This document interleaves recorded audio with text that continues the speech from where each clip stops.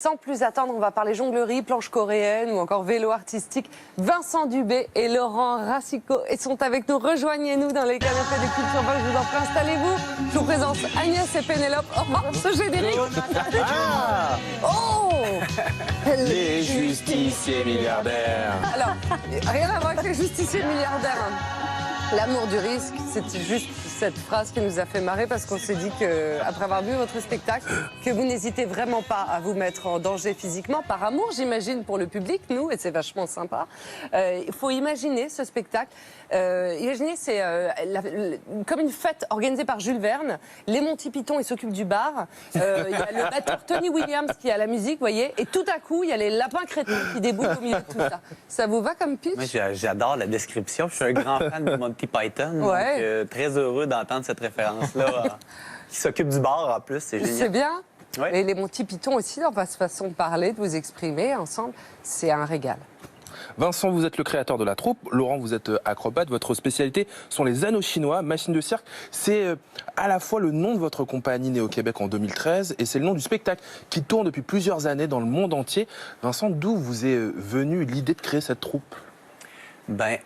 Moi, j'ai été artiste de cirque moi-même. Jusqu'en 2018, en fait, j'ai arrêté pour me concentrer sur la compagnie.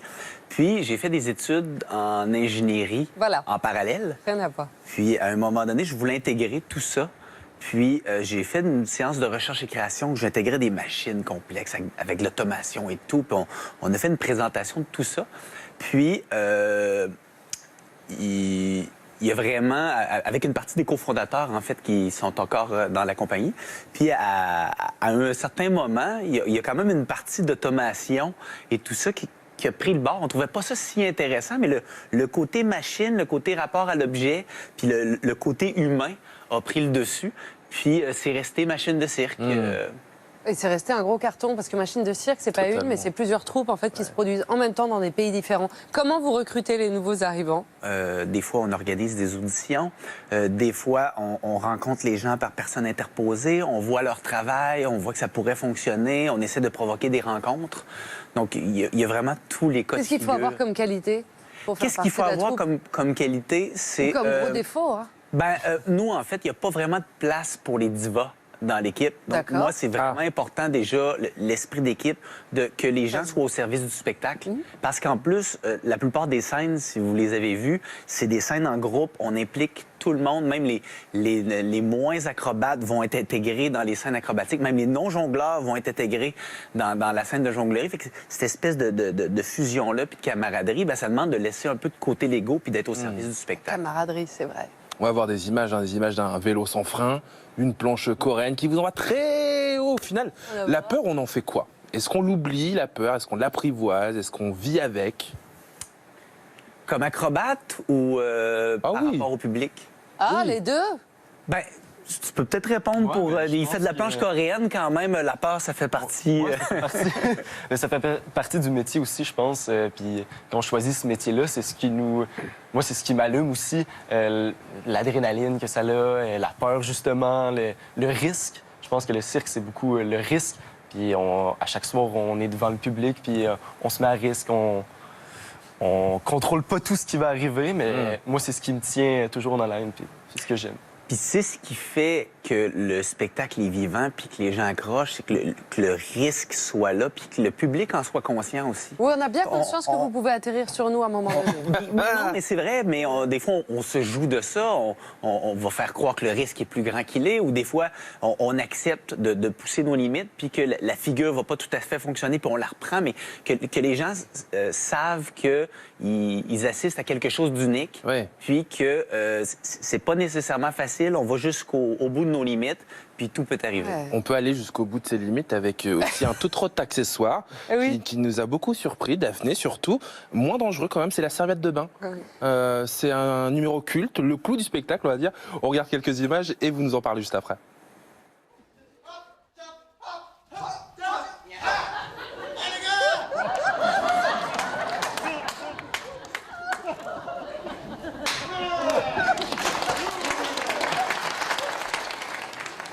Alors, on est hyper Pardon, normalement, on monte des extraits plus longs, mais ça me fait rire parce qu'on s'est auto-censuré.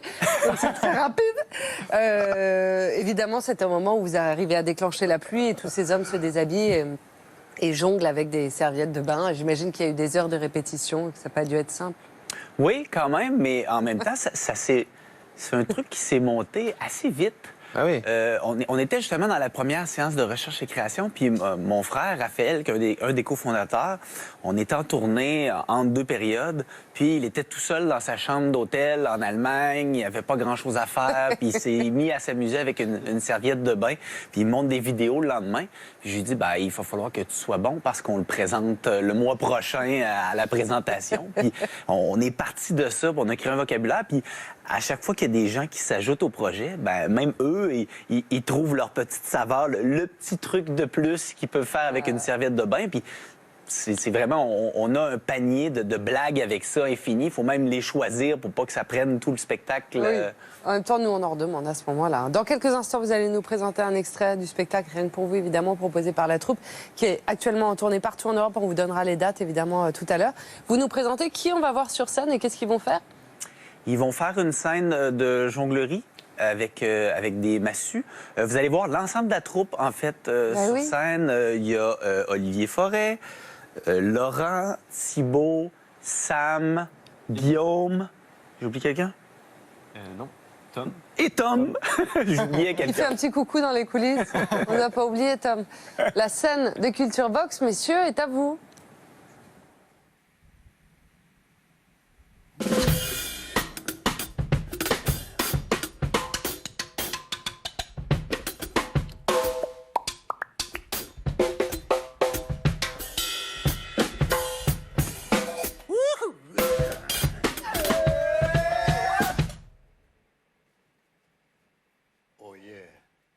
Oh yeah! Oh ouais! Oh ouais!